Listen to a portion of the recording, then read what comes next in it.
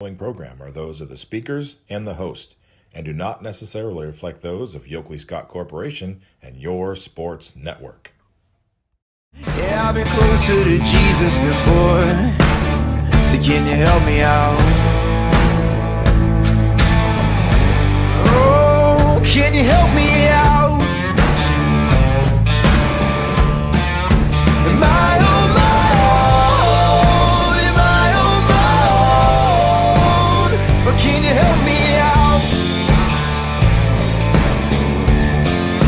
Am I on my own? Am I on my own?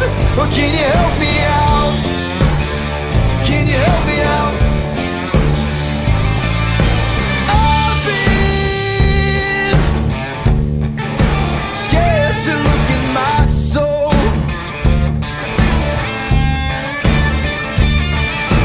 I've been afraid I would follow the road. Yeah, afraid of the things I've been told. Hello, party people. Welcome inside a Friday edition of Running Point on ysnlive.com, brought to you, as always, by our good friends over at Greenwood Chevrolet in Austintown. I am obviously not DJ Oakley. We'll take that nameplate off. And I am Anthony Hartwig. Whoa, that's Anthony Hartwig. I'm Ty Bartell.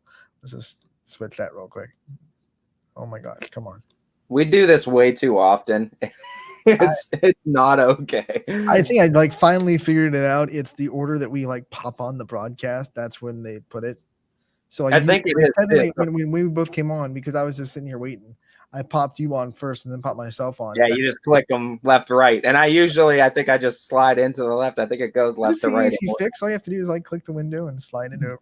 Yeah, we just oftentimes have the wrong nameplate under us to start. But thank the world for our easy, user-friendly interface, because as silly as it might seem, I am not technically proficient here. I'm not like Mr. Fix-It. I'm not Brian Scott at all. None of us are Brian Scott. We can only hope to be. This is when everyone talks about the audible call. The football season is when Brian gets to flex his most muscles, because not only is he you literally see the audible call and all the games that go off. That's Brian Scott. Coordinating football here in the studio for Brian is I get stressed out just watching it. Because he has to, it's the most games that we have in one night are football Fridays. I mean, we have 25 games on the night, normal Friday. First Friday is going to be a little bit different because they're split between Thursday and Friday. But in a normal Friday, 24, 25 games in one night, and you got to make sure all of them go off without as little hitches as possible. You're fixing as many problems as possible before the show. Everybody has an issue. Everybody has an issue. There's inevitably one Friday, especially, it's usually early in the season when everyone's having some kind of issue. And he's on the phone, on the computer. It's I'm watching him oh my gosh. Does it all though, man. And he gets it off without a hitch usually. And we're looking for another week, another season, I should say, as we are now a week away from the start of Football Friday. The last Friday without football until November? Is that when the playoffs are probably going to end? Early December, I think, is when state championships are. So Fridays, though, right? Those are on Saturdays, the state championships. So, I think so. I think you're correct. It's a while. It's a while. I don't know the exact last Friday of the high school football season, but it's a while. This is the last at Friday least 10 weeks, right? At least 10 weeks.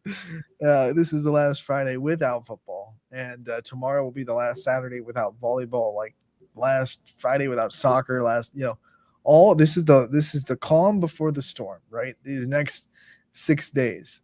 Thursday's when it all starts, because week 1 features Thursday and Friday games. So these are the 6 days of calm before the storm. The eye of the hurricane that is fall sports is coming.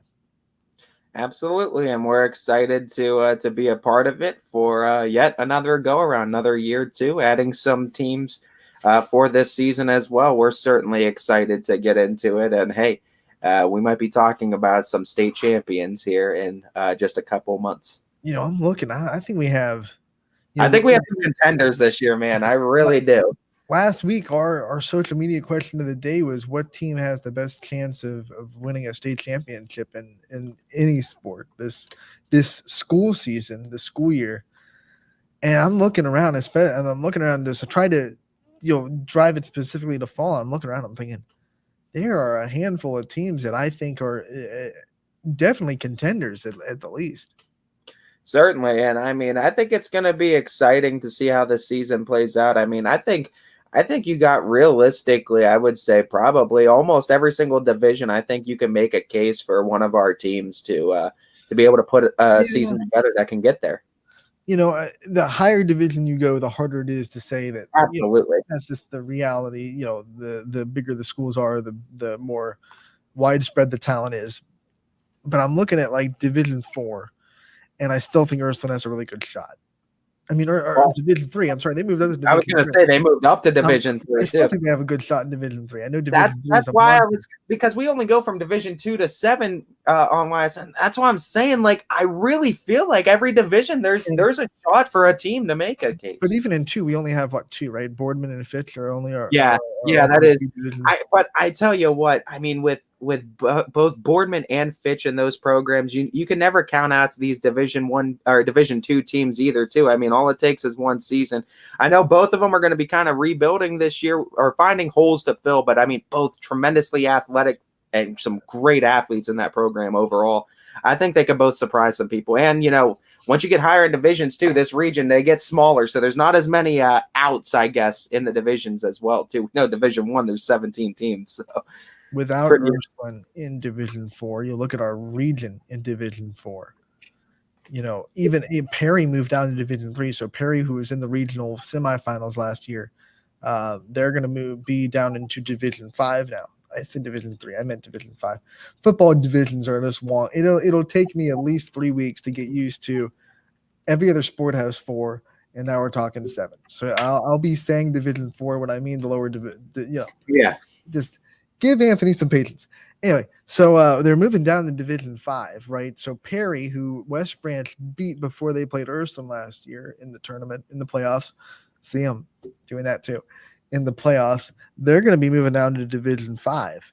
So you'll look at our region, and it's like a lot of the obstacles that West Branch had last year. In fact, their last 2 obstacles are out of Division 4.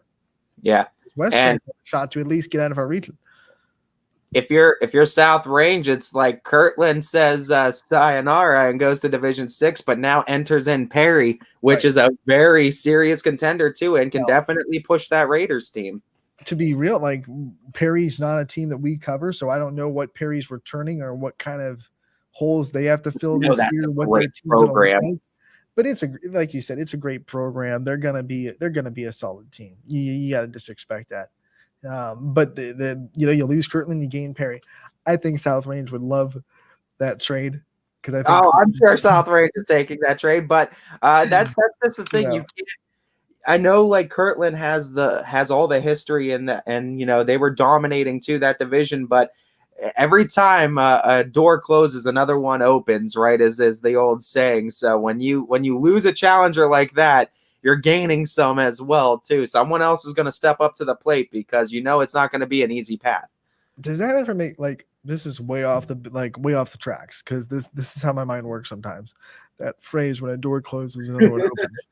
What if that was legitimate? Like every time you physically closed a door somewhere in the world opened. I'm sure it lines up somewhere. It has to in some case. Right? Wouldn't that be just? I wonder what the percentage is of doors closing to opening around the world. I wonder if it's like we're talking about, like that. As soon as you said that, that's what popped in my brain. Like, what if? What is the odds of when you open a door, someone else is? What if I went over there, closed the door to the studio, and by doing that, some other person's door just opened? Yeah, out of nowhere, just boop. If you have doors just open by themselves, that's why someone closed the door somewhere in the world. But no, I mean, you're talking. I mean, we talked to Ursuline D3, South Range certainly in D5. I mean, Crestview's always a contender. I think in D5 too. And Garfield's in there too. Yeah, absolutely. And then you got to look at also too Division 7. You got Springfield, you got JFK. Is Brookfield 6 or 7 now? I can't remember if Brookfield moved because there's a lot of hype around Brookfield's program right now, and they're talking immensely about this football program. I'm excited to see what the Warriors have. 6 with LeBray.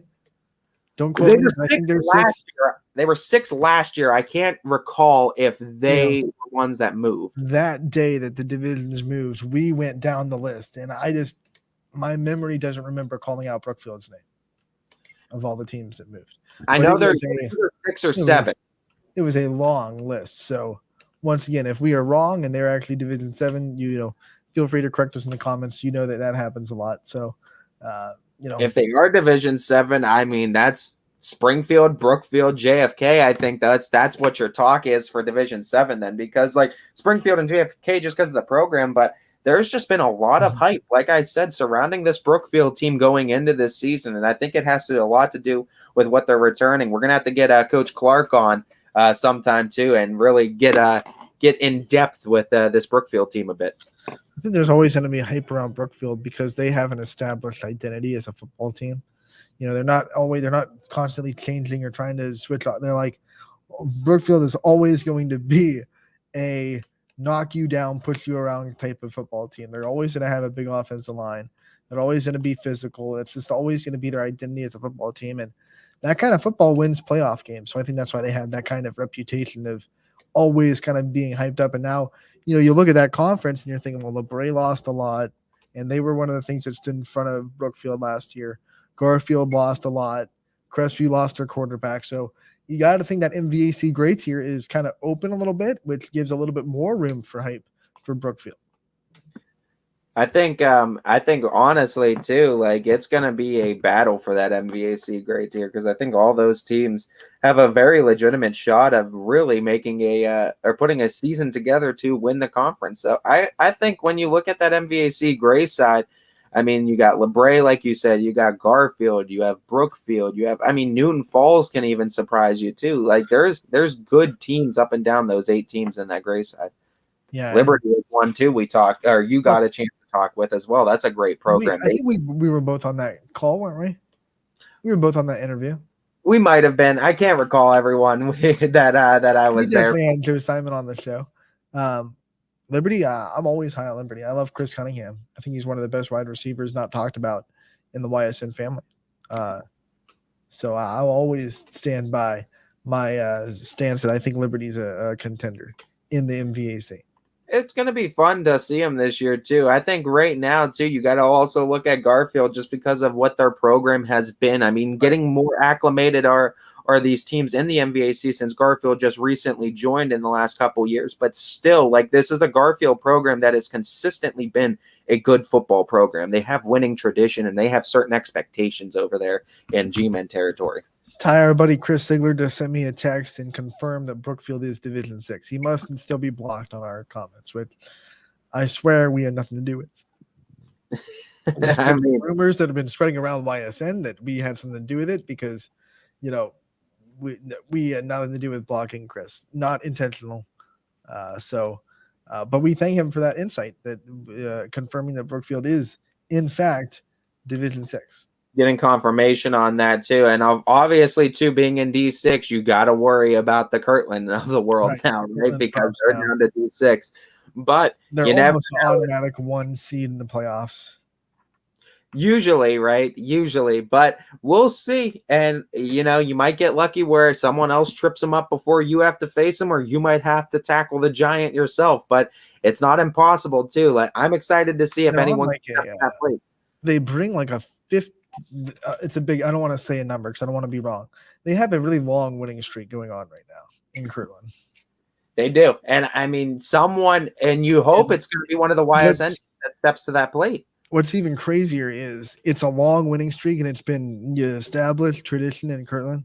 It doesn't even touch the record for the longest win streak by a high school football team in the country, because De La Salle in California had a 151 game winning streak. So it doesn't even touch that. So like 10 years. Just imagine that like Kirtland has been like the standard of football in this area of Ohio, in the state of Ohio, in Division 5 and 6 for the last feels like a decade. And they haven't touched the record that's set by that team in California. So imagine what You keep adding games though, man. Imagine what that area kind of felt like for 151, let's say 15 games this season. What would that be? Maybe 10 seasons, I want to say. Yeah, I mean, right? If it's 15 games a season, including playoffs, if we're including playoffs, then yeah, I would say it's about 15. Probably about a decade long, just of nothing but we cannot touch them. We can't beat them. Most teams didn't even compete with De La Salle. So what do you do?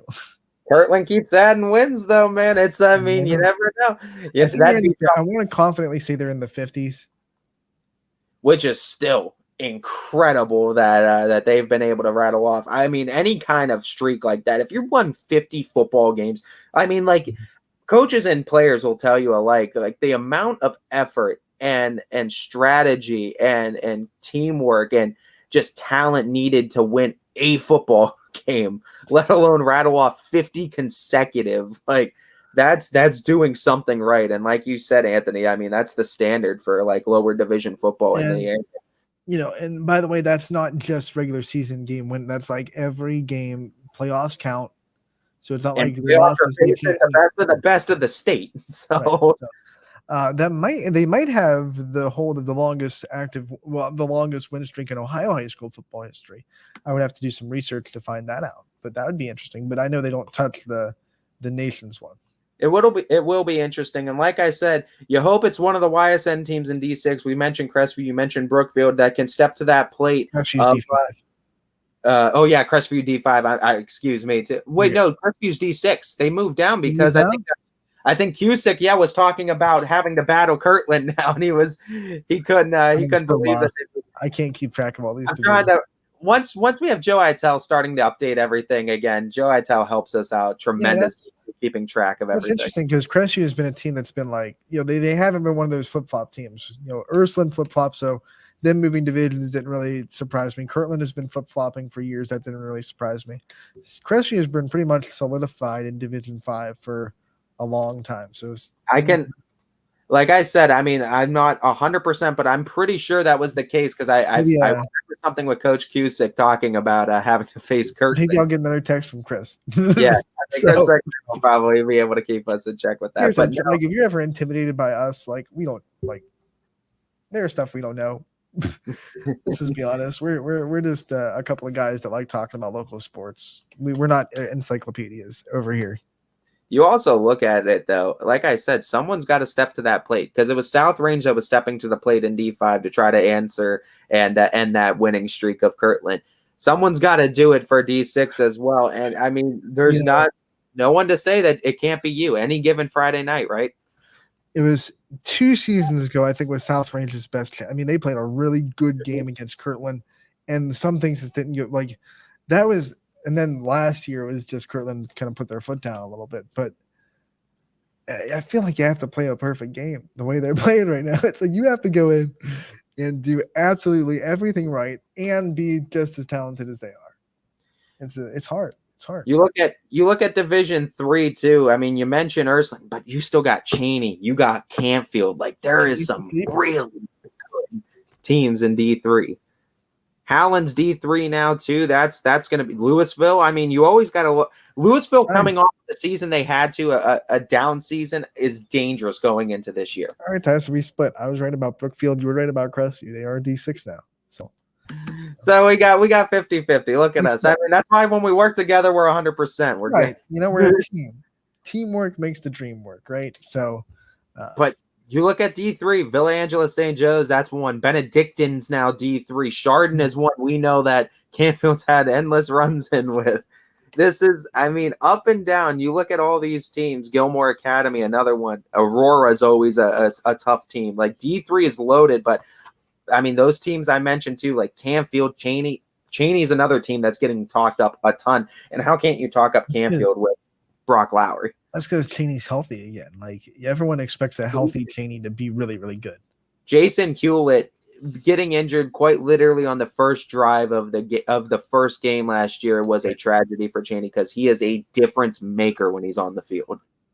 One of my favorite coaches in the college game in softball is Eileen Morales. Coaches at Georgia Tech. one of her things is, you're a difference maker that makes a difference. So that's what I know. That's kind of, but the way she words it is really elegant, and I'm like, oh man, that makes sense. When I say it, it's like, well, duh. But I swear it makes sense when you hear, the stuff that she says. But be a difference maker, and that's what Hewlett was, and I think that's what it proved itself last year. I think, the valiant effort when he went down, they had a lot of guys step in and really work hard, but he's just one of those game changers. Absolutely. And I mean, I'm so excited to see what Cheney can do now that they, like you said, they are healthy. D4, I mean, looking at it too, and I am checking on the Joe Itel website. They have 2022 updated too. Obviously, no records in, but they have the teams in there too with their divisions, and it's really, really nice. Joe Itel always does a great job. We actually had him on last year. I think Steve Leslie did it. Steve Leslie got an interview with him last year, so which was. He's the mastermind behind these point system, man. I'm surprised he put his face out there. I thought he was just going to stay you think he's like the mastermind that just works behind the shadows. But no, D4, I mean, Beaver Local is going to be great. I mean, Beaver Local, East Liverpool, Hubbard's now D4, Gerardo's still in D4. You got Salem, West Branch, like good teams. Poland, obviously, that's another one. Like up and down, man. This is going to be a fun division, honestly, because there's a lot of local teams that you could see matched up. I forgot that Hubbard moved down to Division 4. They were Division 3, last year, obviously. So moving down a division for Hubbard, they're going to have to readjust and find a new identity. They lost a couple of key pieces to their offense, especially, TC Caffey, who, as much as everyone's talking about Springfield trying to live life without Bo Brungard, I don't hear as many people talking about Hubbard trying to live life without TC Caffey. I feel like he was like 80% of their offense. Yeah, Hubbard was run heavy with TC Caffey. I mean, that's touchdown central, right? Touchdown central Caffey. And you're going to have to try to readjust, but Hubbard has always been a strong running team. They've always been able to produce good backs, and it's because they have a great offensive line and they have great coaching right there up front. They always produce good O-lines, and by doing that, they've always been able to stay contentious throughout the season. Yeah, it's going to be fun to see how they adjust, how they kind of, find the new identity as a team and find the new superstar per se. And they've had a lot of running backs in their history. So who's the next guy up, right? That's always what you have to ask with Hubbard football. Who's that next superstar? I think the big question when we look at D5 too, I mean, South Range, I think is a favorite right now to make a deep run, but who can step to South Range right now? And I mean, out of these local teams, my eyes go right to Garfield. And I don't know how you can't go. I mean, I know what Garrettsville Garfield lost, but still undefeated regular season last year. Great football program, notoriously a winning program, usually most years. Like this is going to be a matchup like I'm kind of hoping to see in the playoffs at some point, because I think these two would match up really fun. Ty, you have Itel up, so I'm sure you can answer this for me. Is Bel Air still Division 5? They've been in our region, I think. I do not see a Bel Air. It's a Beechwood and a Berkshire that's okay. In the B's right now. Well, Beechwood's decent, but I think South Range. When I'm trying to think of teams outside of our region, Waynedale, Perry, Pryway, Orville is what I'm looking at for like. Yeah, I'm looking at teams that are outside of our coverage map per se. Even though we don't really follow a map, we follow teams that we sign. But you know what I mean. Outside of our area, that might be a threat in our region for South Range. You got to look at Perry dropping from D4 to D5. I know we talked about it a little bit earlier, but that's the big team that's lurking outside of that. I guess you would say district, even though there aren't really districts in football. But for argument's sake, I'll say outside of our district and our region, I would look at Perry. There's another team too in our coverage map. No one's really talking about D5, and I mean, you kind of always have to, I feel like, and that's Cardinal Mooney. I mean, the Mooney program is one where you have to. You look at Mooney's football program, man. You can never count them out. I know they've had some down seasons in the last couple, but Mooney's football program is one that's historically been really good too. And I mean, good talent likes to gravitate towards those type of schools. If you don't believe me, just walk into their gym. Yeah. Banner. It's like we're looking at the multiverse of Hulks. Banner. And you know as well as I do, and like Mooney, how many times can you remember Mooney having a down year one year and then the next year playing out of their minds and getting 8, 9, 10 And win seasons? to be real, it's been a down couple years for Mooney. They've been trying to kind of build back to where they've been. And you got it. We said it last year. We're going to be saying it again this year. You expect Mooney to figure it out because it's Mooney, right? They're not going to be one of those programs that sits in the down spot for a long time. They're just not. No, it's gonna be a program you always have to keep your eye on for a D5 for sure. I think everyone's always just like Mooney in the back of their head, right? You kind of have to keep them in the back of your head because they're one of those schools, man, that they can put together a season that can surprise you. And it's really funny how our local teams vote Mooney in the playoff seeding compared to everyone else. the respect that they get. In that one year, in that COVID year where football coaches had to vote on seeding, it was crazy to see the difference between our area teams voting on Mooney and the out of area teams voting on Mooney. Yeah, I think everyone here knew they didn't want that smoke. They were voting them high, like 8, 7, 6, something like that. And then out of area schools were voting them like 12, 13. It's like, no. Yeah, there is a program that definitely commands a respect to, and going into any season, like I said, there's been plenty of times that I remember in Mooney's history where they've had a down year and they go off and explode the next year too. There are always just a couple of players and just getting some experience and seasoning on some players away from really blowing up. And you're always just waiting for Mooney. When is that next season for Mooney where they're going to put it together and make a deep run? And it could be this year for the Cardinals. We're going to find out. Like I said, this is the last Friday without football. We are so excited.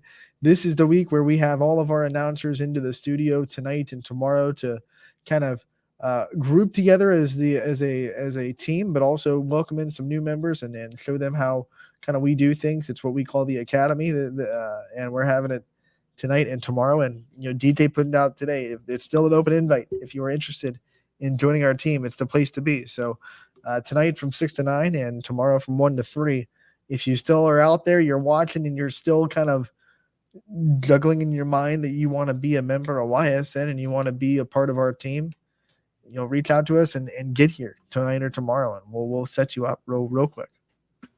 Absolutely. We're looking forward to it. I'm looking forward to it as well. It should be fun. All right. So we have more to talk about on today's show. We are going to continue our volleyball previews in the MVAC. We started with the grade tier and we got through about half of it yesterday. And we'll continue in the MVAC grade tier. We might venture into the MVAC Scarlet as well. But we also have Aliyah Diamond, the head coach of Poland Volleyball, who will be joining us at 1:15 to preview the Poland season. And it's her third year as head coach in Poland, which is really good for the Bulldogs program because it has been a while since a coach has stayed there past 2 years. So third year, you start to get sustainability. You start to kind of build your culture. And excited to talk to her about that. We talked to Aaron Gilbert. We love his comment from basketball season. You can't build a program unless you're consistently there. So Coach Diamond trying to do that, third year at the helm for Poland. They've been kind of middle of the pack since she took over. Now, can they take that next step and try to be a top tier competitor in a very tough NE8 that features Girard, Lakeview, very good up and coming Hubbard team and a South Range team that can never be discounted with some of the talent that they have. So look at the NE8, it's going to be tough in volleyball. We're going to talk to Coach Diamond about it and other stuff inside Poland's program. That'll be fun at 1:15. Don't miss that and more. We're going to take our first break. So that's all coming up next on Running Point, brought to you by Greenwood Chevrolet in Austintown. 21 News delivers the news as it happens, using the latest technology from where it happens. On air, online, Wednesday afternoon weather update, very dangerous, and on the 21 News social media platforms. I'm on the road right now. 21 News, the Valley's only locally owned source for trusted news since 1953.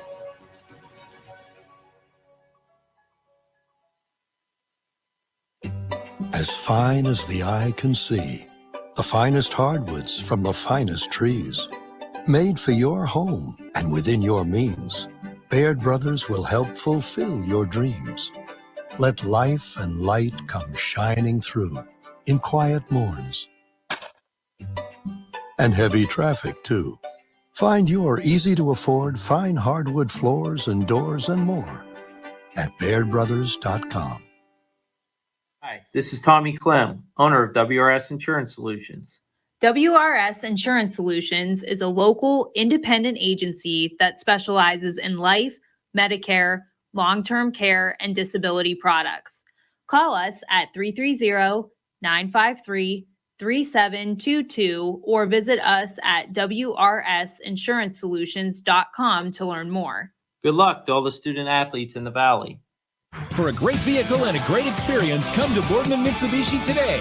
As always, our full lineup of Mitsubishi models comes with a standard 10-year, 100,000-mile powertrain warranty. Boardman Mitsubishi, your hometown Mitsubishi dealer since 1999. But now you can see every school, to the smallest school, to the intermediate schools, to the schools in the outlying areas. It gives you coverage that you could just never get to before. It's something that's great to experience, and it's opened up a whole new wave of sports viewership. The possibilities are endless here at YSN. Push the envelope every day. Try something new. If it works, great. If it doesn't, well, let's try another angle, and we just keep moving forward. My name is Mike Ackelson, and my sports network is your sports network.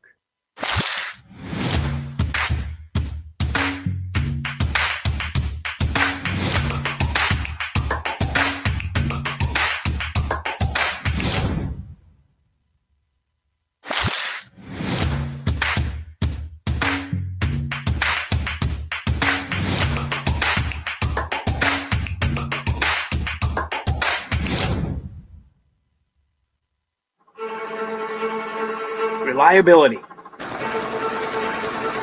innovation, scale. These three values are those we look forward to in our business and in our team. If you're ready for a reliable employer who looks constantly to think outside the box in big ways, we're ready for you. Apply now. Help us push the envelope and deliver success. Envelope 1. Take that one extra step. Before the lights come on, before the workday begins, before a long day is ended, or it's time to have fun. It all starts with the people at Joe Dickey Electric. From replacing a light fixture in your home to building a substation for your business, no job is too big or too small. The people of Joe Dickey Electric power them all. Joe Dickey Electric, over 60 years of powering the Mahoning Valley. You're not waiting to see what the world has in store for you. It's more about what you have in store for the world. All you need is the opportunity. All you need are the resources of a large university and the advantages of a personalized academic setting where you can experience new worlds in the arts and sciences, business, and education and make them your own. We are where you shape your future. We are Youngstown State University and proud. WRS Wealth Advisors, the area's premier wealth and retirement specialists, located on South Avenue in Boardman. Welcome back to Running Point on ysnlive.com, brought to you by Greenwood Chevrolet in Austintown. Anthony Harwig alongside Mr. Ty Bartel. What do you like that, Mr. Ty? What is that, Mr. T? A bit of. Ty, as promised, we are going to continue our look inside volleyball conferences, schedules, a little bit of game previews, and we're going to go into LeBray, who was a solid team last year, 15 wins on the season. They opened this year away at Garfield, right into MVAC play from the jump on August 23rd. Then they go to Newton Falls, to Jackson Milton. Home opener not until August 30th against Campbell. They'll go back on the road to Brookfield. They'll return home to host Liberty on the road against Champion, back home for their first non-conference game on September 10th against Rootstown. They'll travel to Wyndham to stay in non-conference, and they'll return back to the MVAC, hosting Crestview, hosting Garfield, a trip to across the MVAC to go to McDonald. They will also host Newton Falls, go to Camel, host Brookfield, go to Liberty, come back home for a big matchup inside the MVAC Scarlet tier with a Middle Ridge Rams team coming to town. They will return to their conference with a home game against Champion. They will go to Crestview, and then they will be home against Warren Harding, travel to Niles. They will close out the season on Wednesday, October 12th at home against Cardinal. I mean, when you look at it, I feel like it's really going to be looking at Riley McDonough, right? Because, I mean, she was the kill leader from a year ago. She was a sophomore, too. Solid season. You're losing both Briley Daniels, which was one of your seniors, as well as Summer Pumphrey, too. So losing shit. Yeah.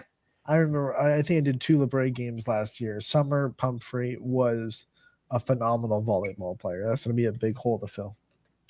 I think, honestly, you look at Taylor Burns, though. She was a freshman, 92 kills a year ago, averaged a kill a set. I mean, solid for a freshman year, too, and you're looking forward to her coming back to hopefully serve some production as a sophomore now. Also, too, McDonough ended up with 29 blocks, which was a solid number, second on the team last year. And then you talked about Pumphrey, too. She was their digs leader.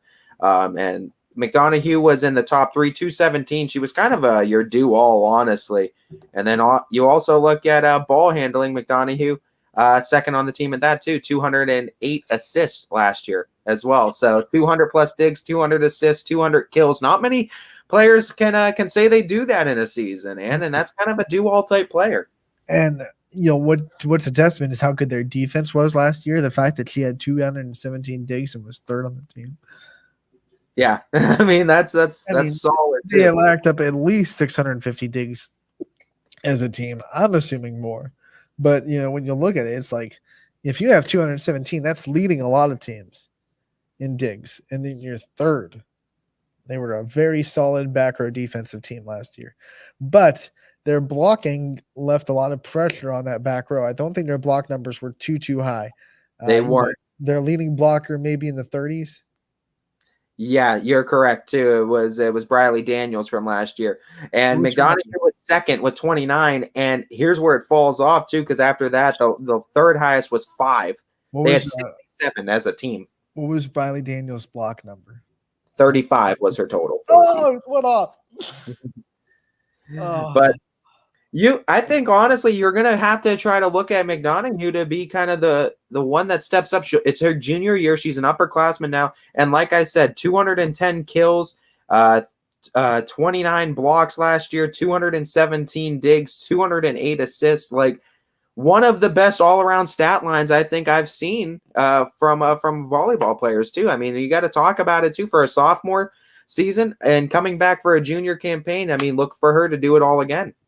And this was a 15-win team last year. Solid season. 15-10, I believe, was their final record.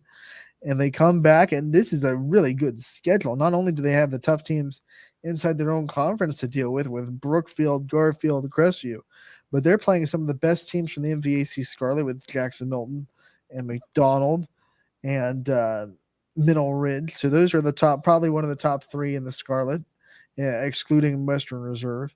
And then you go and you're playing Rootstown out of conference. That's a big, good team that Warren JFK is going to see a lot of this year.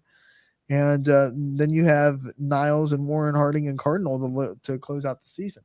So Warren Harding, say what you will, they're still going to be a Division I team. They're probably going to have more numbers than LeBray, more people to come off the bench, more rotation. Niles is also a bigger school than LeBray. And then Cardinal, we've talked about them before. They're a Division III powerhouse in our district for volleyball. So it's going to be someone that I'm sure LeBray will have to contend with in the district, and they're playing them to close out their season. And I think the biggest thing too, 7-7 in the conference, not bad last year. That was good enough for 5th. But you look at this schedule that they had too. They were 3-4 against conference opponents at home. That's going to be the number that they're going to want to try to get a winning record in. 4-3 on the road, not bad. You want to defend home court. If LeBray is able to do that more this season, they can definitely turn those numbers off and maybe compete in the conference some more. And you'll look at their schedule and you realize there are conference games that they feel like they needed to win that they didn't. I mean, you can give your 2 losses to Crestview the way they were playing last year and to Garfield, the way they were playing last year. They were kind of dominating those two Opened teams. up Garfield. Garfield So- beat them 3-2 in the first game of the season last year, which was like, that's one, like, if you're LeBray in that situation, like, talk about maybe changing the course of a season momentum wise to start off with that kind of win. So, you go into a season, you say, okay, maybe we'll lose those 4 games. They're really tough teams. That means there's 3 conference games that you lost that you probably shouldn't have lost. Exactly. So, I mean, you look at those games. I mean, there's definitely ones you're going to want to turn around if you're LeBray to try to just take that next step in your program too. Like you said, Ant, 15-10. But if you're in LeBray's seat, you want to keep on striving too, because you're right there on that doorstep of taking it to the next level with the program. You just need to do those things to get it to the next level now. 15-10 could have easily been 18-7. I think when they look at their schedule, and it probably could have been 19-6 with that 3-2 loss to Garfield. They feel like they probably could have taken that game and stolen it from the G-men. Yeah, absolutely. And I mean, they're going to be looking forward to it this season, you figure. All right, so LeBray outlook, I think they're going to be a top-tier team in the MVAC Scarlet tier. They might throw a monkey wrench and beat a Garfield or a Brookfield. Yeah. So we'll see what they have to handle, and we're excited for their season. They open on August 23rd at Tuesday. They will be on the road against Garfield. They actually have their first 3 games on the road. They don't hit their home floor until August 30th, and they're back on the road again. So, they're going to have 4 of their first 5 games are going to be on the road. It looks like LeBray and Garfield trying to start kind of like a rivalry early season too, because that was the opening game last year as well. So they're going to try to keep pace, conference opponent too. So, I mean, I'll take it for an opening game. I could be wrong on this, but I think they were a team even before Garfield played in that MVAC grade tier. I think they were a team that saw each other quite a bit in the basketball volleyball realm. I think they were just teams that like to play each other. It used to be out of conference, now it's in conference. So I think now they're just kind of conference rivals instead of non-conference rivals. Absolutely. So we will go from them to a team that I think everyone knows always has a formidable program in Newton Falls in the MVAC grade tier. Look at their schedule, and they will open the season on Monday, August 22nd on the road at Wyndham in the Bomber Hangar. Yeah, 11-13 from a year ago too, and it's a team that they lost a lot of a senior talent though. Their top 3 kill getters were all seniors a year ago, so you're losing that. That's gonna be tough to try to get back from. But here's the big thing that you're going to be returning, and I think this is going to help them a lot. Lily Sate for them had 75 blocks as a freshman, and I mean that's 77 total, 75 solo blocks as a freshman. So not even a solo blocks as a freshman. And I mean, that's what you're looking for going into it, getting it done. 5'10" she stands too. Might have gotten a little bit taller too going into sophomore season. You got the stats up, Ty. How many blocking errors did she have? The BE, if you slide it. Yeah, let me see here. They might not record them because it says 0 right now too, so it might not have been recorded. That's perfect. If those were her numbers, if she had 77 blocks and no blocking errors, I would spit out. I'd do the water tank. But 75 solo blocks is an impressive number too. That's just dominating the net, honestly. You'll look at their schedule. They open at Wyndham, then they go to Champion, to. That's got to be wrong. It says Texas. It says BCHS in Texas. I don't think they're going to Texas. I'm sorry. I don't know who they're playing on Tuesday, August. You know what? They have 2 games listed on that. So I don't know. It's Champion on Tuesday, August 23rd. I don't know why they have 2 games listed for that date, but I'm going to go with Champion instead of going to Texas. That's what I'm going to stick with. I don't think they're going. That's fine. I think I'll agree with you on that. The Thursday the 25th, they return home. It's like 7 and 9:30 p.m. So they're gonna play Champion at 7 and get down to Texas real quick at 9:30. Get that game in. What kind of technology have you built in Newton Falls that we don't know about? We go from that game to their home opener on the 25th of August against LeBray. Then they will go back on the road to Liberty Then they will go back home to Crestview, away against Garfield, home against Warren JFK, home against Brookfield, home against Camel, home against Champion. So this is a good homestand, as they have 4 games in a row at home. They will end that homestand by going back on the road against Jackson Milton. They will travel to LeBray, go back home against Liberty, host Springfield, on the road against Crestview, home against Garfield, back to Brookfield, to Camel. Then they will host Southeast, host Bristol, and they will end the season on October 13th as they host Grand Valley, which is a really good volleyball team, by the way. That's a nice 3 games to really end the season, including Bristol and Southeast in there as well. And really, I mean, first of all, damn, like LeBray's opening up everybody's home opener. Honestly, going from Garfield to Newton Falls, they're just opening up the season with everybody. Everyone's like, let's have our home opener against LeBray. Why not? Yeah, everyone just wants the Vikings, I guess, to welcome into the season. But now Newton Falls is one of those programs you can never really count out, right? The Tigers, the Newton Falls Tigers, that is, too. They always have good athletics, whether that's boys or girls sports. They have good coaches that go through there, good coaches that have influenced a lot of area coaches that you see right now, too, that are a lot of them long tenured over there as well. And with the volleyball, I mean, it's another case, too, where they've had success in that program before. And it's kind of like what we were talking about Mooney with football. Newton Falls, with like almost any sport, you can't really count them out year to year because they're always just 1 year away from going off again. And look, this is a Newton Falls program. I know they were 11-13 last year. That's 2 games under 500. But I don't have their program in front of me, like their fall program in front of me. But if I did, and I looked up their volleyball, like their program record, I would bet a lot of Skittles that there are a lot more wins than there are losses inside that program as a whole.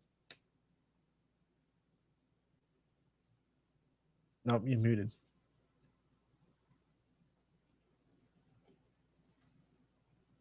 Muted, Ty. Muted. Oh, yeah, good catch. I said you look at the season, though. I mean, a 3-2 loss to LeBray, a 3-2 loss to Liberty, too. A lot of sets that were 3-1, but you look at a little bit deeper into the sets, they were really close set matchups, too. So Newton Falls probably feels they left, like you said, a few games on the table, similar to LeBray. But Newton Falls, in this case, too, they left a few games on the table that could have given them a winning season, but they're looking to correct those issues. You lose your seniors, but it does leave space for these girls to step up, too, and you have some young talent in there that's going to get better, I think, this season as well. So you're looking at 11-13, but you think to yourself, that could have easily been, a 14-10 season, somewhere around there with the games that they were right there and they felt like they really could have won. They were 4-10 in the conference, but like I said, you lost 2 conference games, 3-2 to LeBray, 3-2 to Liberty. Like those are games right there that you could have taken to, and you competed with teams like Brookfield 3-1, Jackson Milton 3-1. So like Garfield 3-1 at one point too. So these are teams, again, like I said, that they were competing with, and heck. You look at Newton Falls, though, too. Even with the season they had, they still had a solid tournament run, beating Matthews, beating McDonald before finally getting edged out to Mineral Ridge 3-2 in the tournament. Right. Like, that's what I was like. They're a successful program. They know how to succeed. So no matter what their record is, when they get into the tournament, we talked about this with Mooney. It's kind of like a Mooney factor when they get into the tournament. You can't count out a team that just knows how to win, has a winning culture, definitely a winning coaching staff that knows they've been there, done that. In Coach Baker. So I think Newton Falls is a very dangerous team. I don't think, even if they don't finish at the top of the MVAC, they're a dangerous team in the tournament. And if they get in there where they can get like a 6 or 5 seed in this tournament bracket, then they can be, sky's the limit.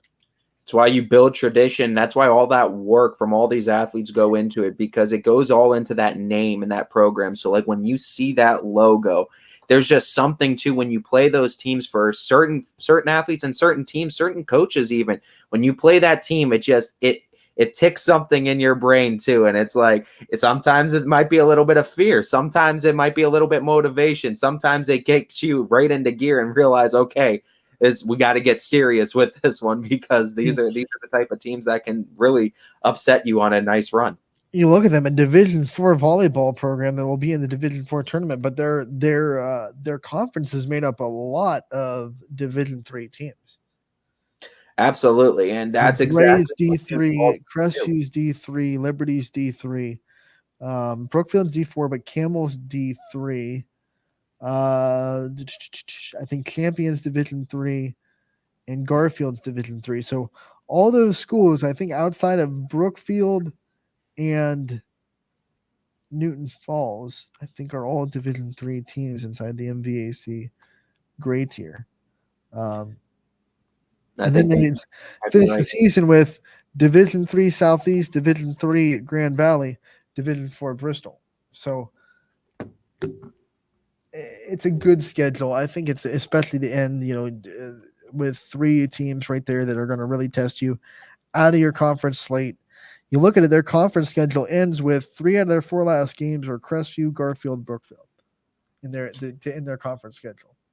And last year too, that's I mean, those were teams too. Brookfield, Crestview, and Garfield were all teams that they weren't able to get wins off of. Actually, you look at the set wins combined between those games throughout the entire season, and I believe they were, I think it would be 18-2 or 2-18, I should say, excuse me, in those sets. So those are ones you want to get those set wins back too. You want to be more competitive against these top teams if you want to make that next jump too. I mean, they were the most competitive with Brookfield, taking a set off of them once and taking a set off of Garfield once, but Crestview was the team that was sweeping everybody though too. So it's a tough team. It's a tough conference to try to step into. You're sweeping everybody except Brookfield, who took the 1 set off them. They were the first team inside the MVAC, I believe, ever since the MVAC grade tier became a thing, to take a set from Crestview. So props to Brookfield last year. They took that set. But I think if they had a goal for the season, I think it'd be going into this second matchup with Crestview that is that stretch that I was talking about. If you can go into September 27th, which is your game against Crestview, then you got Garfield, Brookfield, and Camel to close out your MVAC play. If you go into that game with a chance, you say, if we win these games, we can still, have a shot at the top of the conference. I think that should be a solid goal. I think it should be too. I mean, you got to definitely still look at, I think September 1st too, when Crestview comes home. I mean, Newton Falls is one of those places it's tough to play in. It's tough to play at Newton Falls, to go to Newton Falls and win. It's a tough gym to win into, especially when Tiger Country's getting up and getting loud for the Tigers indeed. But you look at it, that matchup's going to be huge for them too, because you go from there and then you go right away to Garfield the following Tuesday on the 6th. So another stretch where you go Garfield and Crestview, or Crestview and Garfield rather, in the season. That happens twice. You're muted now, Ant. I forget that I didn't have to mute myself at this computer because I can just turn the slider down. I had to cough. That's why I muted myself. But I don't even have to hit mute on StreamYard, so that's my bad. But you look at the MVAC slate, and that it's Crestview, Garfield, Brookfield, Camel, just like at the end. The only difference is it's split up by a non-conference game in the middle with JFK. That's going to be a tough game. So that's 5 games in a row that are just a brutal stretch of the season. It's going to be a situation when you look at this too, that, I mean, Brookfield, Garfield, Crestview, those are the teams you're going to need to be able to compete with. If you want a chance at this conference, you're going to need to try to take a game or some games off of these teams. These are the top 3 teams that were competing for it last year. You kind of expect the same. And if you want the narrative to be a bit different, you got to go out there and win these games. So that's Newton Falls. Let's voyage into the rest of the MVAC. Let's go into Camel and see what they have. They had a tournament win last year, which was a big program step. Hadn't had a tournament win in a long time. They got one. They beat United in the tournament, and they are one of the teams that looks to make big strides. I know Coach Allen takes a lot of pride in this program. He's so energetic on the bench, and he's bringing a lot of energy in the Camel. He puts a lot of time into this, and I think they finally have someone that is in there and excited about Red Devil volleyball and trying to pour a lot of support and energy into these girls. And you saw that in their tournament win last year. So they will return coming off the momentum of that, and they will open the season on August 20th, that Saturday right after football, and they will be at home against Valley Christian. Then they open the MVAC slate with Brookfield. They go back out of conference with a game hosting Lordstown. They will host Garfield. Their road opener doesn't happen until August 30th as they travel to LeBray, back outside of the conference and back home against Sebring. Then they will host Champion, go to Crestview, host Liberty, go to Newton Falls. They will host Youngstown East before traveling to Brookfield, traveling to Garfield, returning home to host LeBray, traveling to Champion, hosting Crestview. They will go to Heartland Christian. Then they will travel to Liberty, host Newton Falls, go to Badger, host Lowville, and they will close out the season on October 13th, away against Cheney. You really look at this team last year too. It's an exciting team coming into it. Your top three kill getters in Kendall Brunn, Sarah Cross, and Angelias Diaz all coming back. They're all sophomores from a year ago too, so they're coming as juniors this season, all going into their upperclassmen season. It's exciting. 223 for Brunn. Cross had 128. Diaz had 109 kills from a year ago too. All of them too. You're bringing back your top ace getter too, and Matzi. That's going to be big, I think, too. She was a junior last year, coming back as a senior. So I think just like these young teams getting a lot of experience. And really, the big thing is Brunn also 66 blocks for them a year ago. She's going to be big, I think, going into this year because they're really going to need to up those block totals because outside of her, not really a ton of blocks, too. I think they had 80 as a team, if I'm double checking, 79, just one under for that one. So someone 66, and the rest of the team had a combined 13. Yeah, so really, if you can get ups in those numbers from or production, even a little bit more from everyone else. Now, I will say block statistics aren't everything. I think the whole goal, the first goal is get your hands on the ball, right? Just get your hands on the ball. Sometimes it ends in a block. Sometimes it ends in the ball kind of floats up in the air and gives your defense a little bit of a break. Anything to slow down the momentum of the attackers is good. But you would still like that blocking number to go up as a team. But the first goal when you're talking about blocking is just get your hands on the ball. Like even if it's giving your defense a little bit better of a chance to get a dig because you float the ball in the air, or even if it's a blocking error, you're putting that in the mind of the hitters that there are hands there to block their swing. So you got to start to get hands on the ball if you're Camel. Diaz and Cross both 250 plus digs for both of them last season. Diaz with 250 and 270. Like that's impressive, but you also don't want to put that kind of pressure on your back row. So you both have to have 250 digs. Like that's a lot of balls that are getting through your net defense that your defense has to consistently go down and dig out. And with the hitters in their conference, that's a dangerous game to play. But to complete it, too, the sophomore from last year, too, from a year ago, Carla Ramirez, 514 assists. She's coming back as a junior this year. So you bring back your top kill getters, your top digs. I mean, that's those four girls between Diaz, between Cross, between Brunn, between Ramirez. Those four sophomores from a year ago coming back as juniors.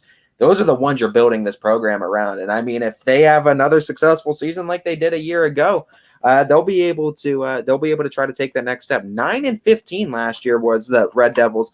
Their biggest issue was the wins in the conference, though. 1-13 in the conference, 13 of the losses. They were 8-2 outside of conference games, non-conference wise. So, and I think they took care of non-conference. They're gonna have to. I think they can take the next step though, and win some conference games this year. I mean, you're going to have to start with these teams that were right in that bottom to middle of the pack with you from a year ago in the conference. Start with these Liberties. Start with these Newton Falls that were there last year. You got to start somewhere and try to pick up wins from there. Ty, their season starts in the conference with Brookfield, Garfield, LeBray, Champion, Crestview. So, that's going to be a tough stretch in the league. You can't let a couple of dinks maybe in the armor. Not saying they can't win those games. They definitely can. But if you lose against, let's say you start in the league, you lose against Garfield, LeBray, and then maybe you're 1-3 because you got to win over Champion. You're 1-3 going into after that, after Crestview, you go into Liberty, Newton Falls, and then back to Brookfield. So you can't go after that Crestview game and be so deflated from being 1-3 that you drop a game against Liberty, drop a game against Newton Falls, which are two teams that you can probably go in and compete with and give yourself chances to beat. So I think it's important for them to stay the course. If they can go in and they can be that would be 3-3 after that game in Newton Falls, and then maybe steal some of these second go throughs of the MVAC. Maybe beat a champion, beat a Garfield, beat a Brookfield. And they can end the season, and then if they still take care of their non-conference slate like they did last year, instead of 9-13, is that what you said? Yeah, 9-15. I'm sorry. Instead of 9, oh yeah, because the tournament games. Instead of 9-15, you could be, 13-13, right in that 500 mark.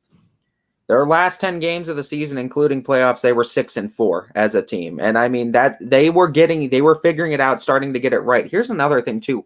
1-27 in sets with conference opponents until they played Champion on September 28th last year, where they got their first win 3-0 in that set game, and that set wins. They only played a few more conference games. Now they got swept by Crestview. A lot of people did after that, but their next matchup with Liberty, it was a loss, but it was 3-2 when previous it was a 3-0 sweep by Liberty. And of course, this one was at home, so a little bit more momentum for them, but still being more competitive away, going down the stretch. And that, I think, helped propel them get that win against United. And like I said, they got that win against United was their first tournament win in a long, I don't know exactly what year, but I mean, I was scratching my head with a couple of coaches that were there witnessing it, and they said, they've been in volleyball a while. They can't remember Campbell getting a win in a district tournament. So getting that tournament win for your program, big step forward for Campbell. If everyone returns like we're expecting from the stat leaders from a year ago, you have a core 4 in Campbell that is going to be there for the next 2 years, junior and senior season. This is kind of your chance to make that run that you never really had a chance to. Like you said, winning that first tournament game, this is your chance to put a season together. 9-15 from a year ago. You just got to win some more conference games. They were a lot more competitive. Like I said, 6-4 down the last 10 games of the season. So maybe Campbell was starting to figure it out, get those engines running. Maybe they can continue it going into this season. What do I always say? The most important player to return is your setter, and they absolutely do. So you return that. I mean, your setter, your digs, and your swingers. So it's talent that you're returning everywhere with another year of experience, and I think it's definitely going to help them. Let's keep rolling in this conference and go into Liberty volleyball, and we'll run down their schedule, and then Ty will hit you with some key players that they return into their program. They open the season on Monday, August 22nd. They will be at home against Youngstown East, and then they will hit the road against Crestview, and then they will be on the road against Brookfield, return home to host Newton Falls. They will host Garfield, travel to LeBray, travel to Camel. They'll host Warren Harding, host Champion, host Crestview. They will go to Cardinal Mooney before returning home against Brookfield, to Newton Falls, to Southeast, to Garfield, back home against LeBray, and they will end the season on October 4th at home against Camel Memorial. This was a very good team from a year ago, too. 13-8 overall, 8-6 in the conference. Good enough for 4th. So they're right in that top half of the conference from a year ago. Biggest issue, though, Allison Jones, Emily Benson are seniored out now. Right. You lose both of them.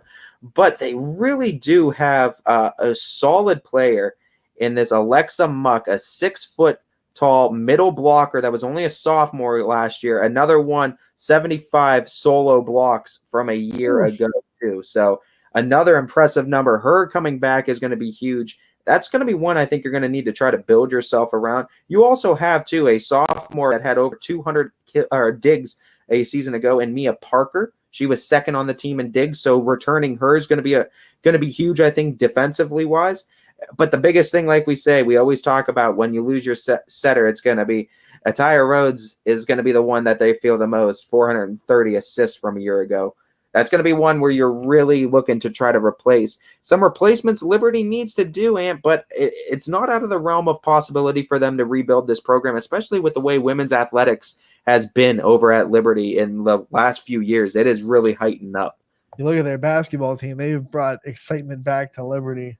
And Mia Parker was a part of that. And we know that she's a really good shooter, but she's also a really good back row defender.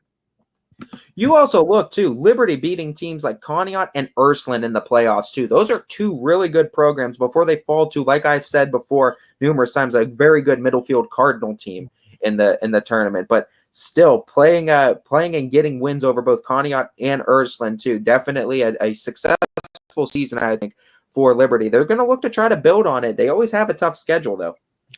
You know, their first two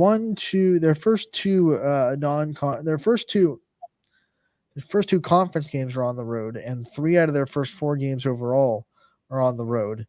But then they kind of go home, away, home.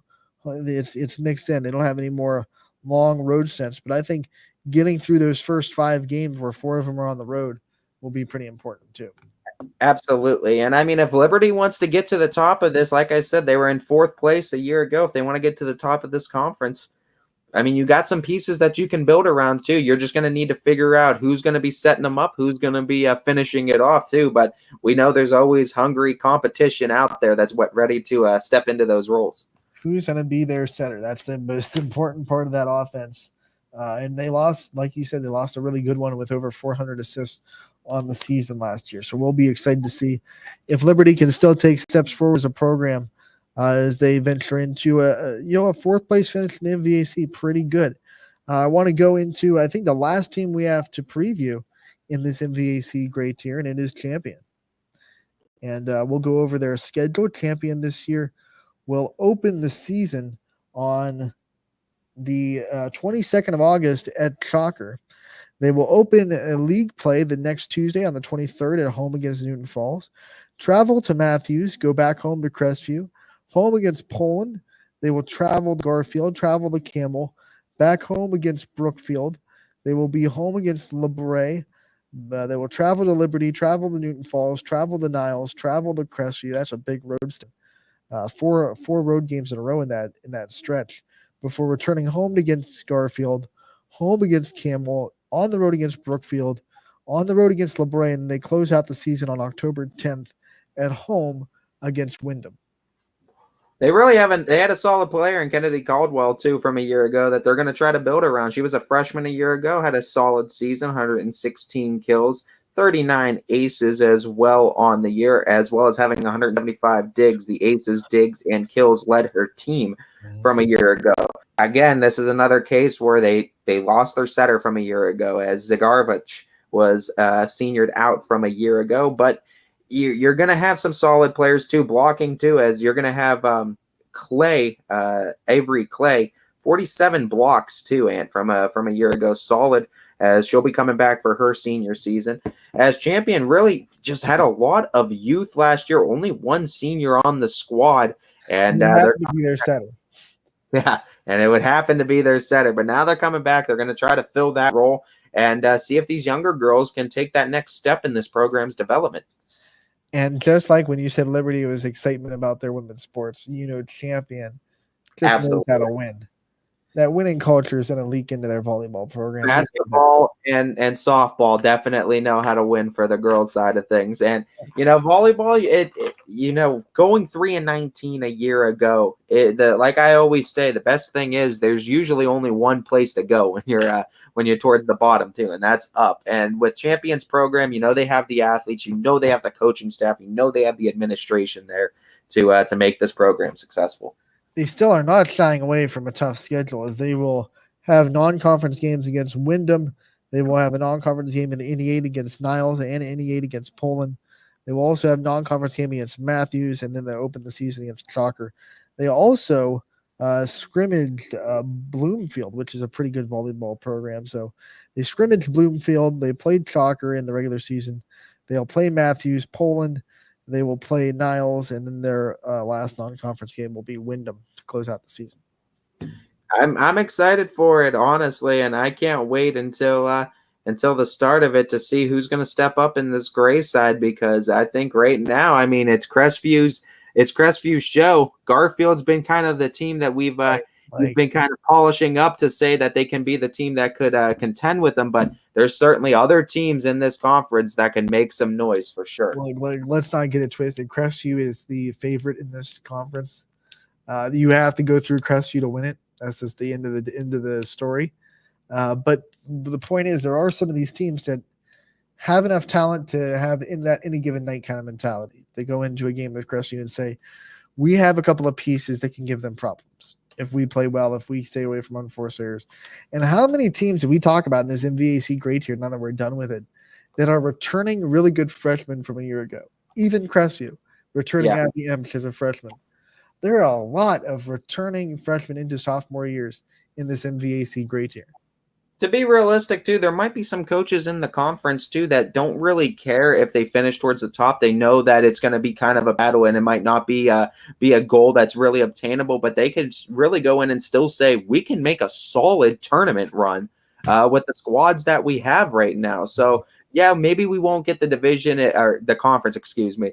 I'm thinking major sports now, but we won't get the conference. Yeah, if we do, that'd be great. But let's focus on just getting better and just testing ourselves before this tournament. I think it's crazy because no one really believes in moral victories, but I'm telling you, taking a set from Crestview propelled Brookfield last year into a district championship game. Now, they lost that district championship game, but winning that set, just that set, not even the match, but winning that set just kind of gave them a bunch of momentum. So maybe your goal can be take a set from Crestview. You know, who knows? We'll see. We're going to take a break. When we come back, we should be getting ready for Aliyah Diamond, the head coach of Poland Volleyball. She'll be joining us on the show at about 1:15, and we'll be talking to her about popping up on champion schedule and, of course, any 8 team that they'll have to play and what's going on in Poland in her third year at the helm. Coach Diamond coming up next on Running Point, brought to you by Greenwood Chevrolet in Austintown.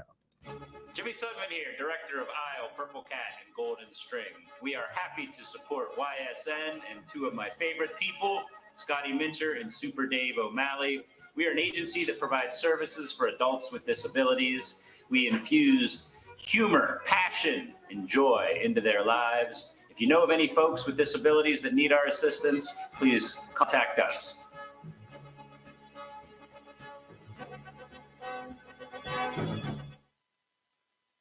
How lucky are we to have not one, but 2 18-hole Donald Ross Championship golf courses right here in our backyards. Mill Creek Golf Course was selected by Golf Week as one of America's 30 best municipal courses, continuing to challenge golfers of all levels and featuring PGA professionals, golf instruction, a players' rewards club, kids programs, and a pro shop and grill room for a memorable golf experience. Call or click to schedule your tee time at Mill Creek Golf Course.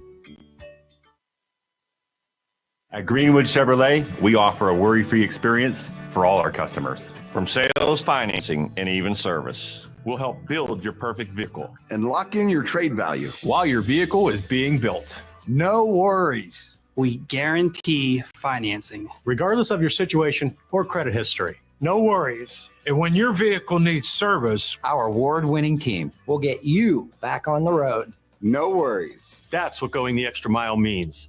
Only at Greenwood Chevrolet. Now is the time to think about your future, where you want to go, what you want to be. Your future can start now at Kent State Salem or Kent State East Liverpool. We have programs that will open doors and provide opportunities for you to pursue your passion. We are affordable. We are close. You call it hometown. We call it Kent State University. Learn more at www.kent.edu/Columbiana. You belong here. Why choose local? Because you live here, work here, learn here, relax here, and celebrate here. 21 WFMJ is our family's only locally owned TV station, and our focus is local. Other TV stations don't have that same focus, as their owners are somewhere else. But 21 WFMJ is rooted in the Valley. Local people making decisions that affect your life, right here where you live. When looking for home design inspiration, don't just be inspired, be Baird inspired. Whether new or remodeling, Baird Brothers has the latest trends like shiplap to refresh your home. Go from inspiration to installation with our wide selection of in-stock American hardwoods. From the rustic charm of antique oak to the warmth of traditional cherry, Baird Brothers has what you need to make your home inspiring. Baird Brothers, our family's heritage, your family's home. Hi, I'm Colin Chupa. And I'm Kelsey Clem from K-Squared Marketing. Our boutique marketing firm specializes in media planning and buying, public relations, event marketing strategies, and strategic sponsorships. We can integrate our services with your existing game plan, or we can be your entire marketing team. Your goals, our game plan. Let's win together. Call K-Squared Marketing at 330-623-2730 or visit ksquared.marketing to learn more. Change. This one word can make you break out in a cold sweat. But with change comes wisdom, experience, and understanding. At Myers Family Insurance, we can help make changes in Medicare, insurance, and retirement a positive experience for you and your family. We've gone through changes, like our new office and new faces to help our family of clients too. For all your Medicare needs, call Myers Family Insurance. Check us out online at myersfamilyins.com or find us on Facebook.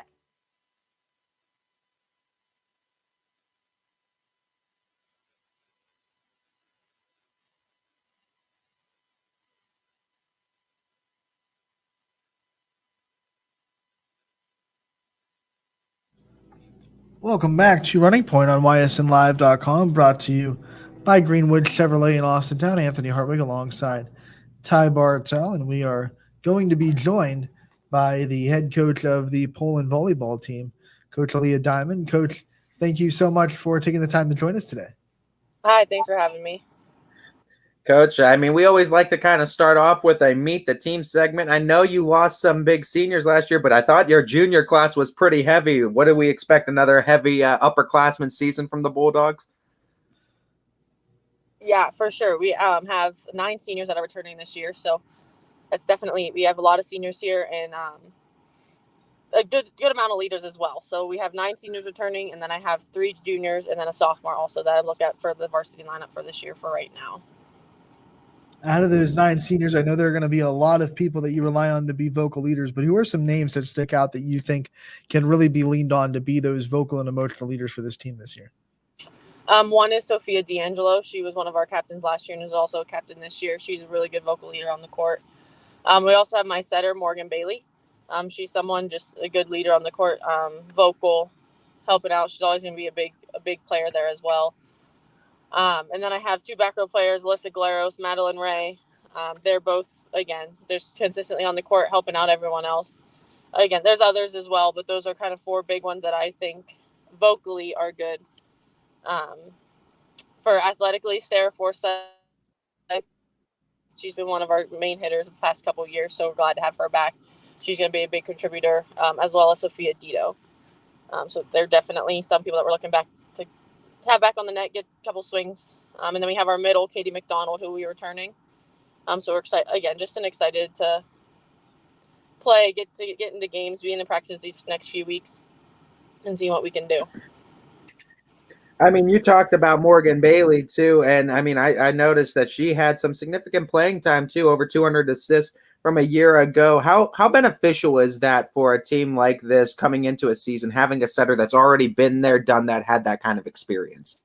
It definitely helps out a lot, just having somebody with that experience, having just more of an idea of what to do on the court when they've been in those situations before.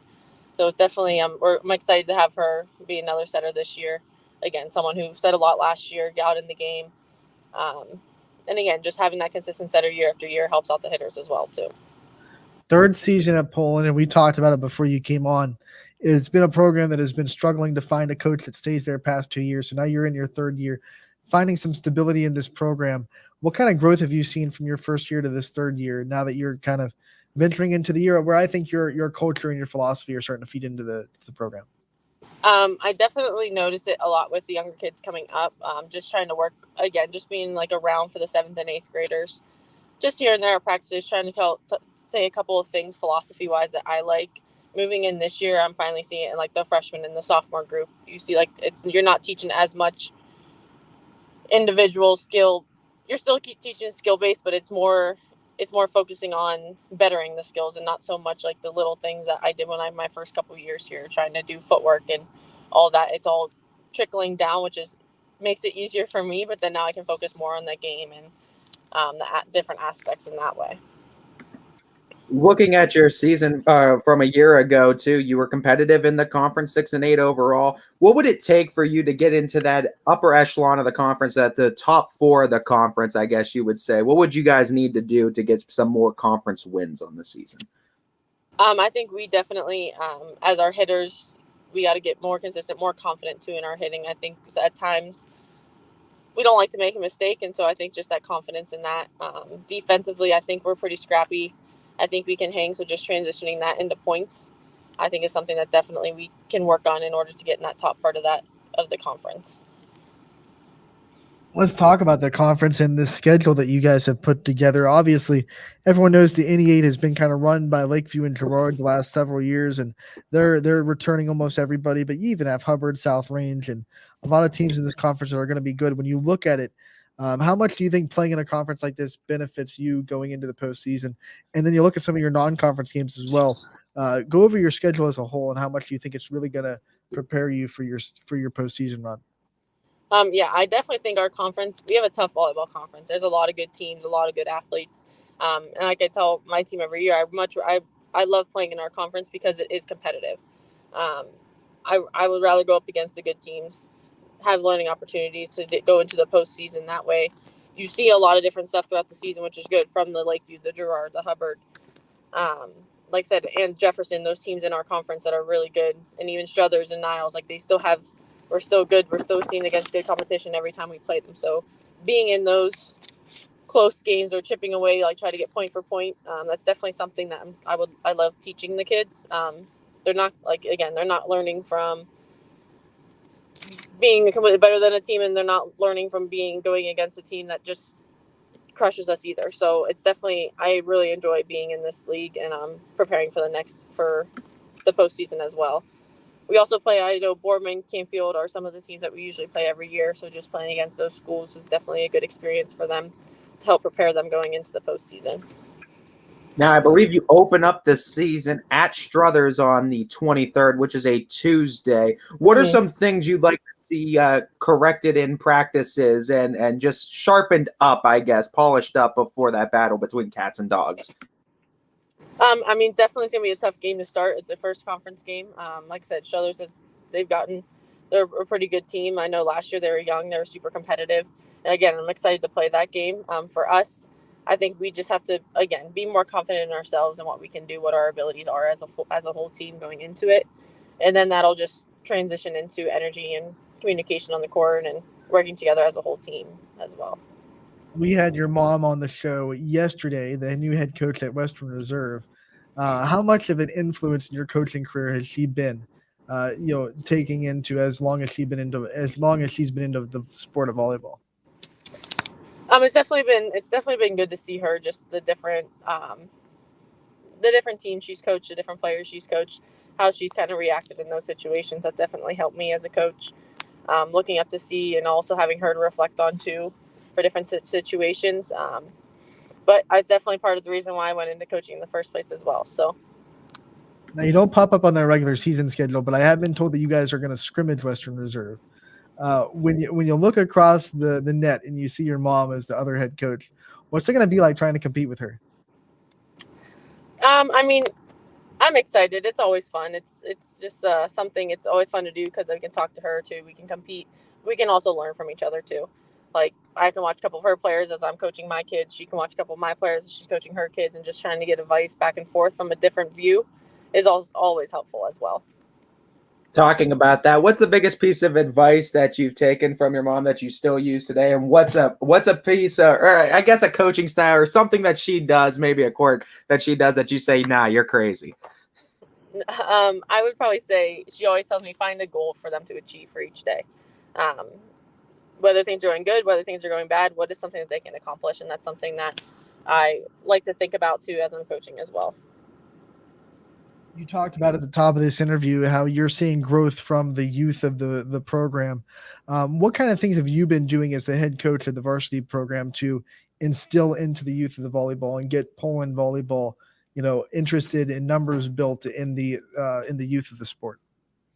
I would definitely say just trying to be around, trying to go to the middle school open gyms, practices when I can, just trying to show some interest in that. I want them to be well, or do well. I want them to be good, because all together we're one program. We're one volleyball program. So if I can get that unity between that for them to understand that, get them excited to play the sport, that's kind of my main goal for that as well. And I also love being around those younger kids and seeing the growth that they make from when they start the season to the end as well.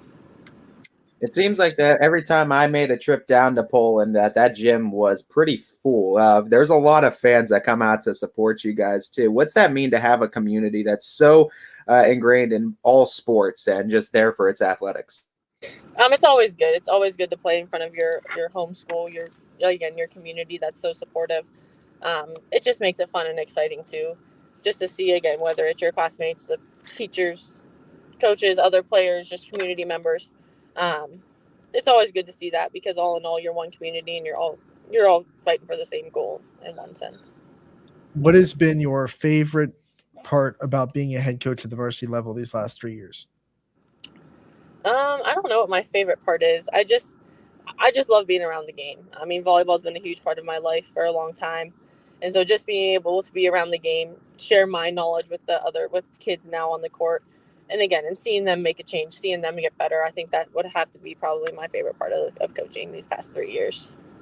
In all the knowledge you've gained and now seeing it from the perspective of a head coach, what's some advice you'd give yourself as a player?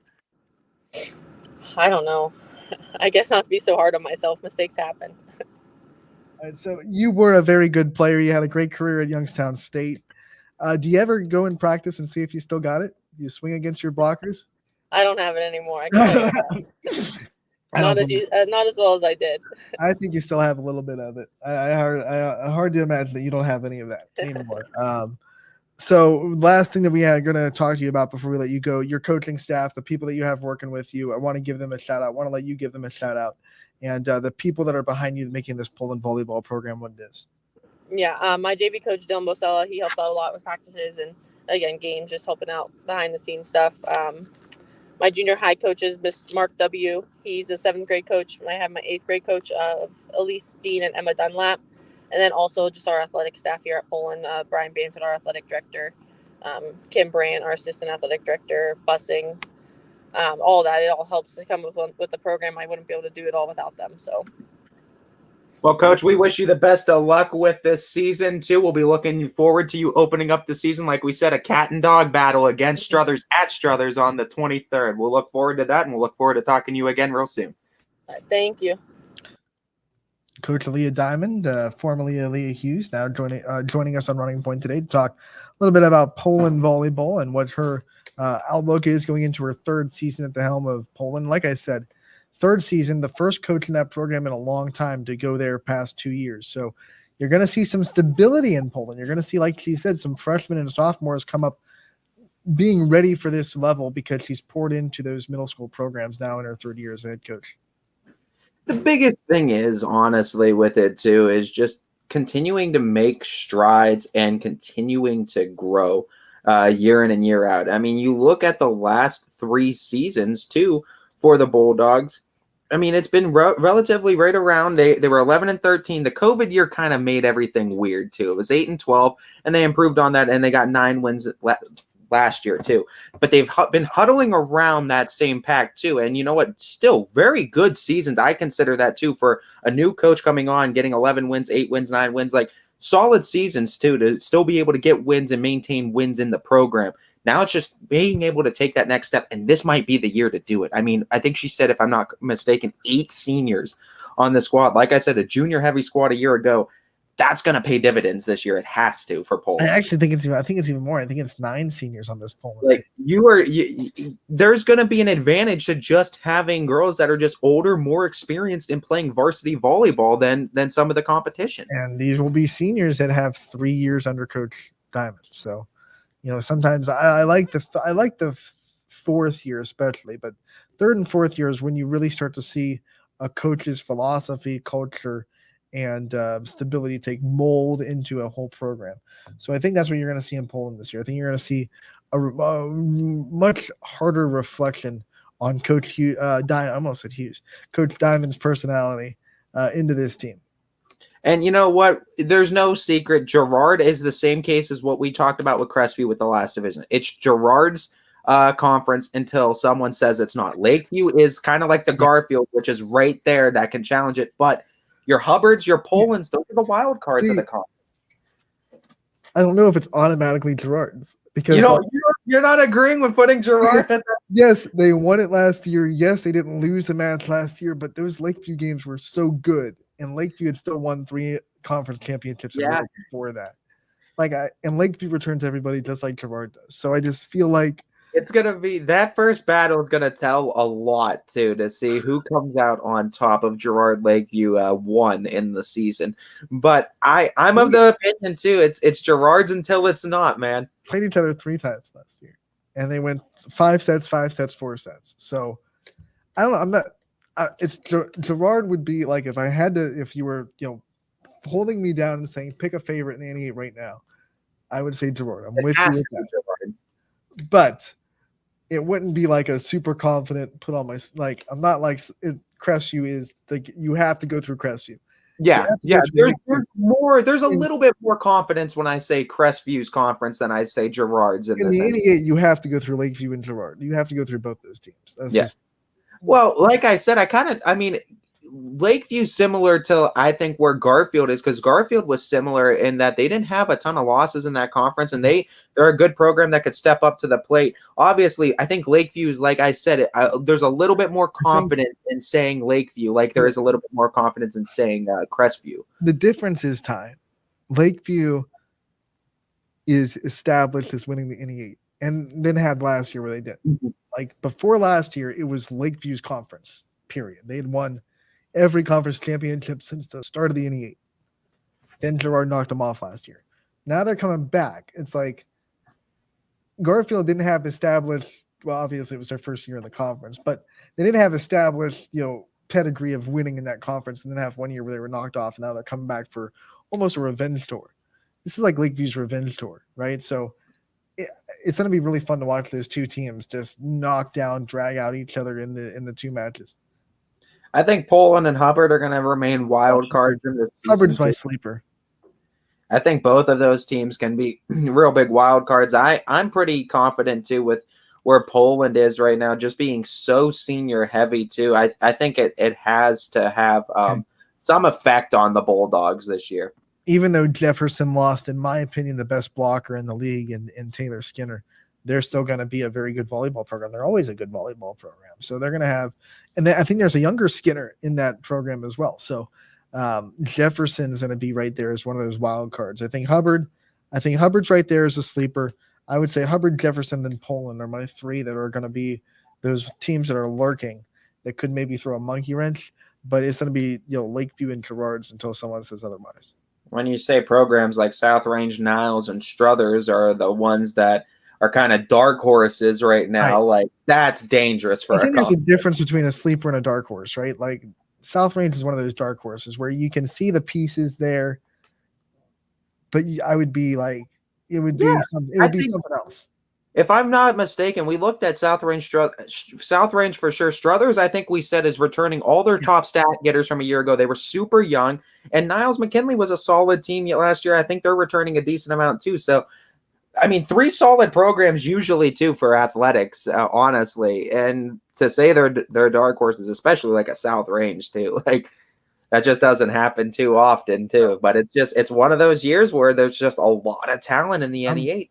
I'm kind of interested in who's going to take the place of Reagan Irons in South Range's back row. Because that's going to be the big question, I think. He was YSN's Defensive Player of the Year last year as a libero. So who's going to be that next person in the South Range program to say, I'll be the next libero? They have had a history of really good liberos. Jordan Young's back in like 2012 through 2014. And then they had, I just had it. Now it went away. Oh no, it's gonna kill me. It's gonna kill because it was before YSN, so I was just like a diehard South Range fan. Eliza, what was her last name? Oh geez, Garlow, Eliza Garlow. They're in between Jordan Young's, and then they had Reagan Irons step into after Eliza graduated. So it's been 3 straight would you call it generations? straight classes of really strong libero play in South Range. So who's next up? Who's going to step in those shoes? I think it's also going to be able to be beneficial that South Range won't have to go through anything extra. Hopefully, obviously, you hope for this season too, and they can kind of just get back to focusing on just volleyball and winning some volleyball games. The stuff that was going on outside of the program last year in South Range was it was hard to deal with. It was, you don't want it to be a distraction, but it's going to be a distraction for some too, and you know it's going to be. So I think kind of coming in with a clear head is going to be huge. It could have been a lot worse. They were lucky that they had, the coach that TJ Aarons replaced in Kathy Kamara that was able to step in and be a coach again. That knew all the girls, knew the program, was a familiar face. It would have been really tough to say, here's a brand new guy that we're just going to fill in because of the situation with Coach Irons. And that would have been a really tough situation to go through. So at least for that season, South Range had a very familiar face step in for that head coaching role. And now Coach Irons is back. So, it'll be another year of him in the volleyball realm. And he's back and healthy. So that's the biggest thing. But back and into that head coaching role is going to be fun to watch. I think it's going to motivate some of these girls too. I mean, you got to imagine coach is going through a battle like that too, stepping back into the role. He's pumped. He's motivated to get right back into it. That's got to pump you up as a player, man. I don't know how it doesn't. And South Range is a program. We've talked about a couple of them in the area with volleyball and football. They want to get back to the success they had. Rachel Storm-Baker came in as a head coach in 2012, and they won district championships in 2013, 14, and 15 with her. So they want to kind of get back to that pedigree of success. You got to figure too, and I mean South Range for girls athletics fell below their standard in almost every sport. I mean, obviously, the major ones in each season, like volleyball, obviously it was a distraction. Like we said, it was a tough season for them. But basketball, an early exit, and softball, an earlier exit than they would have liked too. Right. So, I mean, South Range wants to get back and say, okay, we need to get back to where we were a couple years ago. And it starts with this fall season too. And they definitely want to start those engines up for a very successful 22.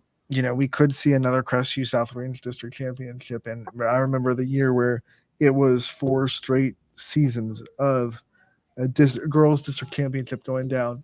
That's insane. It was softball, volleyball, basketball, softball again. It was like, oh my gosh. Get off of us. Crestview versus South Range. So, it could be again. They're in the same division, same district. It could very well be another matchup between Crestview and South Range in a district championship. Who knows? They definitely want to start by having better seasons and improve on where they finished last year. And with volleyball, I think it just starts with being more competitive, getting wins, and having that winning season again. When the season is over, no matter where they finish in the 8, they will be a dark horse in that Division III tournament because they will play one of the toughest schedules in that Division III because their league is chocked full of Division II high-quality teams. So they will be prepared for that tournament, and I don't care where they finish in the 8, they will be a dark horse in that Division III tournament. I'll say sleeper because I already said that sleepers did it for the dark horse. They will be a sleeper in that Division III tournament, no matter where they finish in the NE8. Yeah, I think so as well. It should be fun too in that NE8. So that's what we have for Pullman volleyball. We want to thank Coach Hughes for joining us. We want to get back into some schedule breakdowns. I know we have time to do a couple, so we'll start with that MVAC Scarlet tier and go into the rest of it. We talked Western Reserve yesterday, so we're going to chalk that one up to done. And let's go, Ty, I think Jackson Milton, I think, is where we're going to go. Because we already talked about Springfield a lot, too, because we've had Coach Jones on and we previewed her season with her. So let's dive into the intriguing Jackson Milton team this year, who has a couple of really good returning players, but also trying to fill a couple of holes as well. So it could be a very interesting season in Jackson Milton. They're looking at their schedule. They will open it on Monday, August 22nd, away against Matthews. Then they will go to McDonald. They will have their home opener on the 25th against Mineral Ridge. They will stay home to host LeBray, go to Lowville, host Springfield, go to Western Reserve, to Columbiana, back home against Sebring, home against the Niles, home against Waterloo, home against McDonald, home against Newton Falls. That's a big homestand. 5 games in a row at home before they finally hit the road again against Mineral Ridge. Back home again to face Lowville. Then they will be away against Springfield, home against Ursuline and Western Reserve back-to-back, back away to Sebring, away to Waterloo, away to Heartland Christian. They will close out the season with a non-conference game. They'll go to the opposite side of the MVAC and play Garfield on October 12th at home. You mentioned they're going to be losing some pieces, but the biggest, Mia Greco's returning. I mean, she had 200 kills and 138 blocks last season. And, I mean, for a team that had 265 blocks, you lose a couple of seniors, Costello and Chelsea Williams, from a year ago. But, I mean, honestly, though, and you look at this, 138 blocks. She's coming back for her senior season, too.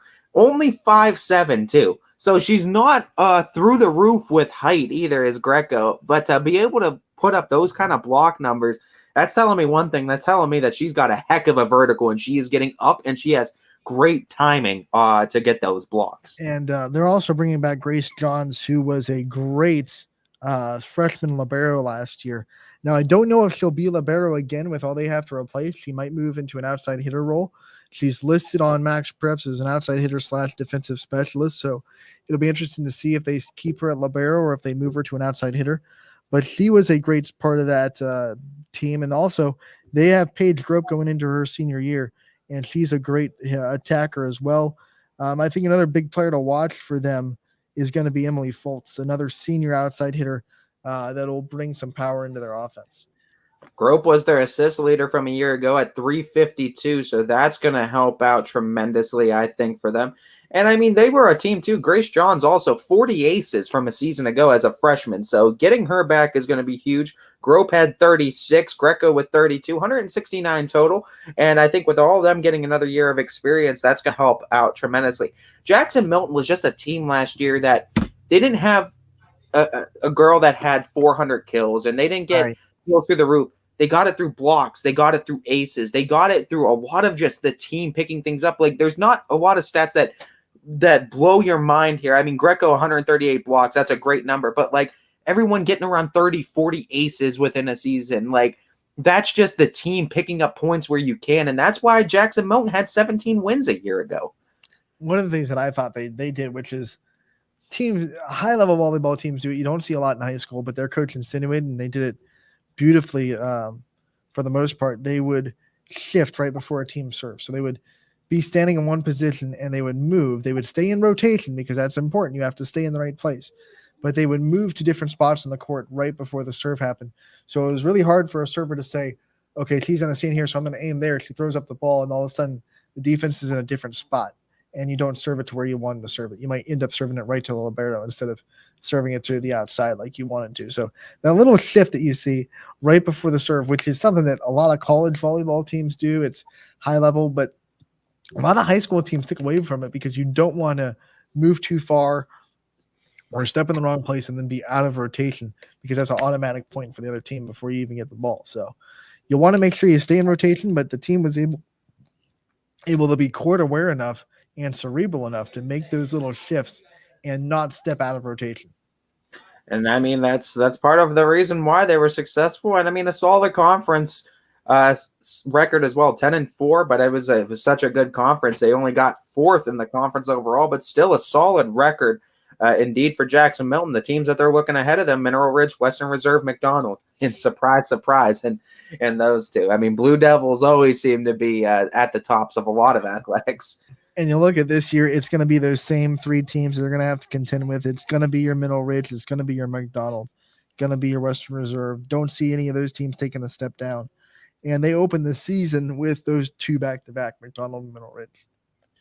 And Ridge is going to be a fun team as well this year. That conference is going to be so competitive too. But for Jackson Milton, it's going to really, I think, ultimately just come down again to just playing team volleyball and just getting those girls to step up where you lost your seniors, like we said, mentioned like your Chelsea Williams of the world. You're going to need some girls to step up. But the thing is, the holes that they need to fill right, it's not as daunting because it's not like you're being asked to replace 400 kills or 300 digs or 400 assists. It's just, no, just do your part, as in the team, and we could still find success as a team. When you look at their first 4 conference games, Ty, are McDonald, Middle Ridge, Springfield, Western Reserve. Springfield's a team that we think is going to take a step up. They have 7 seniors on that team. So those 4 conference games to start the season, that is a brutal stretch. They have in between, they have 2 non-conference games with – no, they actually have 1 non-conference game. I forgot Lowville's in the MV. I don't know why I was thinking they were in the EOAC for some reason. They have 1 non-conference game slated in between that with LeBray. So their first 4 conference games, first 4 conference games are McDonald, Middle Ridge, Lowville, Springfield. Then they have Western Reserve. That's still a tough 5-game stretch to start conference play. And I mean, the success you have in that is going to really determine where you're going to be in the conference standings. Honestly, you have a good 5-game stretch. You go maybe 4-1 in that stretch. You're definitely looking towards the top of the conference. 3-2, you might need a little bit of help, but you're at least going to be competitive. You want to try to get out of that stretch with a winning record for sure if you're Jackson Milton. You look at some of their other non-conference games. You have Garfield in there, non-conference. Heartland is non-conference. Ursuline will be a non-conference opponent inside there. Newton Falls going again to the other side of the MVAC. They have Niles, Columbiana non-conference, and then LeBray and Matthews Matthews as a non-conference game as well. So pretty good non-conference schedule for Jackson Milton too. A lot of those non-conference games are division up from D4, so they are trying to build that muscle for the Division 4 tournament. Absolutely, and I mean that's what they're going to need too. Jackson Milton definitely wants to take that next step in their program. Ty, let's go into one of those favorites in the MVAC that we haven't been able to talk a lot about yet as far as their season goes, and that is Middle Ridge, and they have been a mainstay in volleyball since Coach Lesko took over. So here we are again with Middle Ridge, one of the favorites in that MVAC Scarlet tier. They opened the season with a big matchup Tuesday, the 23rd, Middle Ridge versus Western Reserve in Western Reserve. That's going to be a big game. It's always a fun matchup between those two, and it's going to be a season opener for the Rams. They will then go away to Jackson Milton. They will host Waterloo, go and host Canfield, host Sebring, host Lowville. So they have a 4-game stretch where they are home right there before they hit the road again against McDonald, and they will return back home against Lake Center Christian. They will host Western Reserve, host Jackson Milton, go to Waterloo. They will host Salem, go to Sebring, to LeBray, and to Lowville. They will finish out the season against Lowville on Saturday, October 8th. Honestly, what it comes down to, I mean, you have a lot of young players returning. Sam Aulette, I should say, and Ava Hewlett. The freshmen that last year at Hewlett coming back as a sophomore. Aulette's now a junior. You also have Olivia Booth. That's going to be huge coming back as well. And then you have also one of your top kill getters from a year ago, and Loeb from a year ago. I believe Hannah Loeb, I think, is her name. But yeah, you look at it too. Aulette had 322 kills from a year ago as a freshman, mind you. She also, or not Aulette, excuse me, Hewlett. I'm looking at these. Hewlett had 320. I think Aulette was their center. Yeah, Aulette had an amazing assist number, 691 as a sophomore. And knowing that you're probably getting her back junior and senior season, 2 more years, and that's what she did as a sophomore, that just makes coaches smile, man. All you have to do is look at her last name and know she knows how to set, because before her freshman season, she was a libero, because her sister, Danielle Aulette, in her senior year, had one of the best years setting that we've seen in the area. She was a phenomenal setter. And I told her a couple of times, if you were just 5 inches taller, you'd be a Division I setter. And this is one of the, we talked about in volleyball, you can't teach height, but all the fundamentals and technique and all the stuff you want from a setter were there. She wasn't tall. She still went on to play at the next level. She is playing at the next level.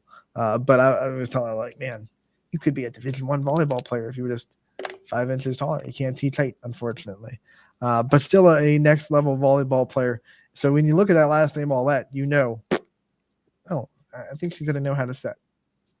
Olivia Booth looks to be a big, and Hannah Loeb look to be the big seniors for this squad, though, and ones that are going to be vocal leaders. And Booth from a year ago, 62 aces, second on the team. Aulette had 66. And honestly, you really look at it, you got to replace a couple that had a decent amount of aces, like Gerber and Whitaker, but honestly, you get your mainstays of where they were getting aces, I should say, your top ace getters.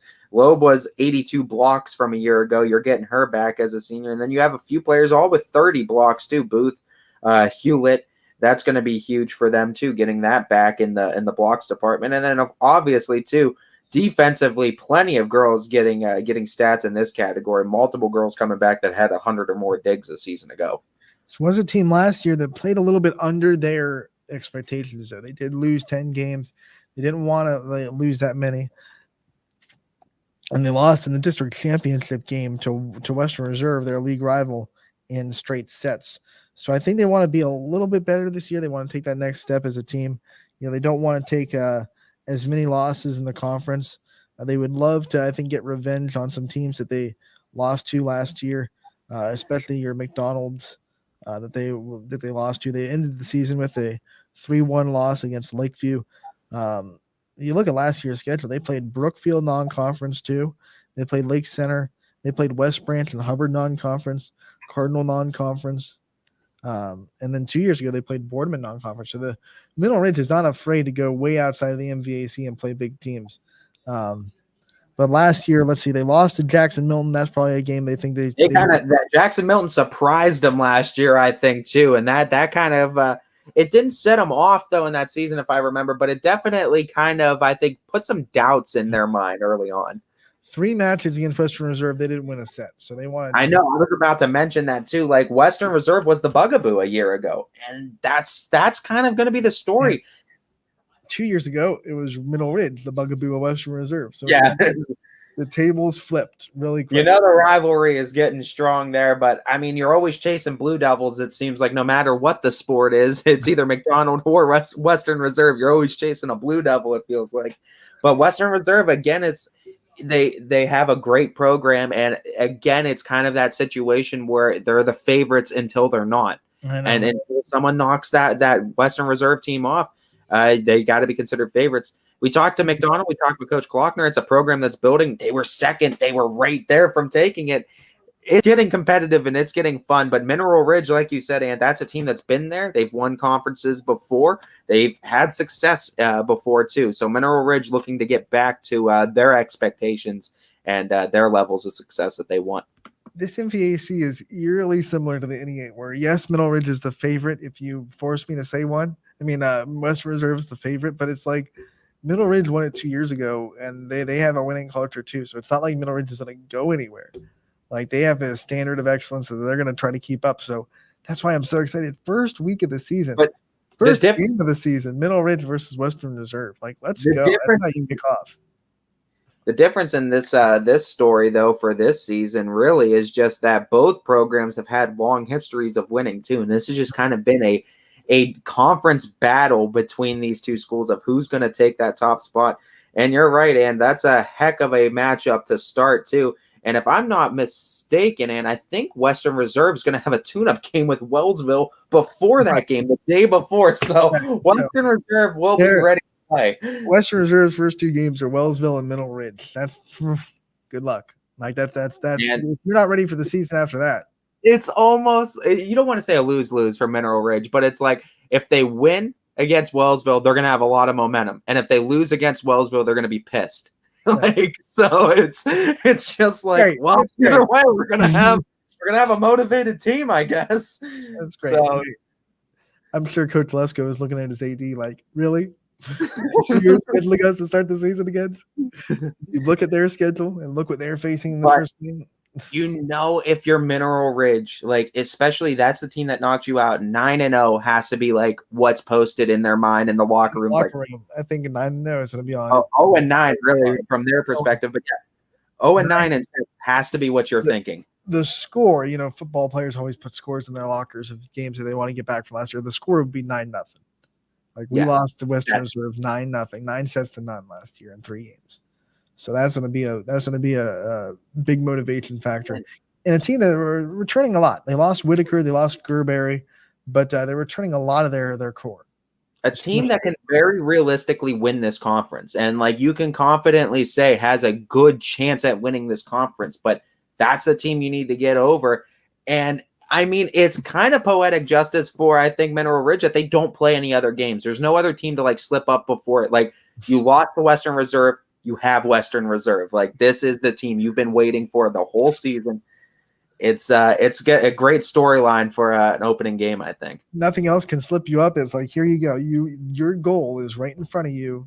Start of the season. There it is. Should make for another exciting start of the season too. That first week, that weekend, and then into that first full week of high school sports, it's gonna be so much. There are so many good games the first week of volleyball. It's like, man. I'm excited for it. I'm excited to see who's going to start making a bit of a name for themselves and who's going to grab some early conference leads here. Mm-hmm. It'll be a fun thing. This is going to do it for our episode of Running Point. When we come back next week, we will continue that MVAC Scarlet tier as we continue our schedule previews into volleyball season. We also on Monday have 3 guests for you, and it will be a soccer Monday. So if you're a soccer fan of the area, you do not want to miss Monday's show, because we will kick things off at 12 with Cheryl Fico of West Branch Girls Soccer. And then we'll talk to Matt Britton at 12:30 from Mooney. And then Mike Bailey will join us at 1 o'clock from Canfield. We're certainly excited for all these guests, too, to start off next week, too, as we get ready for the first kickoff of football on Thursday. And the fall sports get into swing during that weekend, too. So football Thursday, Friday, Saturday. Volleyball starts Saturday. We're going to look to gear you up for it here on Running Point. Everything's coming out of me. I'm sneezing. I'm coughing. It's all bad. I think that's a good way to end the show. We'll go and we'll take a 70-hour break. Be back Monday, 12 to 2. Casual sports coming up next, and then Power Hour from 3 to 4.